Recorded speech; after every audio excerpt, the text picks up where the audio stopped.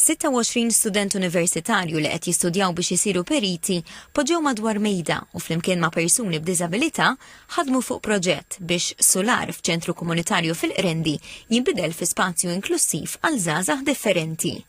L-istudenti ħadmu fi gruppi ma' persuni b'diżabilità biex flimkien joħorġu b'soluzzjonijiet kreattivi u sostenibbli għall-użu ta' dan l-ispazju f'inizjattiva li żewġet flimkien l-edukazzjoni u l-inklużjoni. Aħna studenti mill-Fakultà tal-Ambjent Mibni, ħdimna flimkien ma' aġenzija support ma' persuni b'disabilità biex nkunu nistgħu niżviluppaw post sajt speċifiku u nkunu nistgħu niżviluppaw aħjar flimkien magħhom bnejna kunċett li rajna kien adattabbli għas-sajt flimkien iddisinjajna mezzi sportivi differenti, inkludejnihom fis-sajt li kellna, ukoll żviluppajna l-idea flimkien biex nestendu barra bażikament u ndaħlu barra ġewwa fil-binja stess. Dan l-ispazju se jiġi dedikat għal żgħażagħ b'diżabilità li huma membri tal-programm Sharing Lives.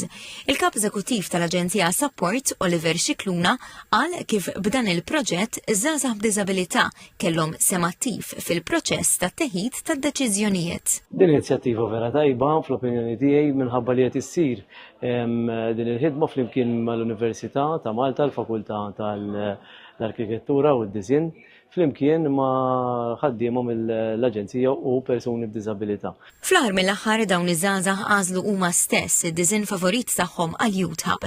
Barfin ċar li dan l-ispazju se jkun iddiżinjat skont il-bżonnijiet u l-aspettattivi tagħhom.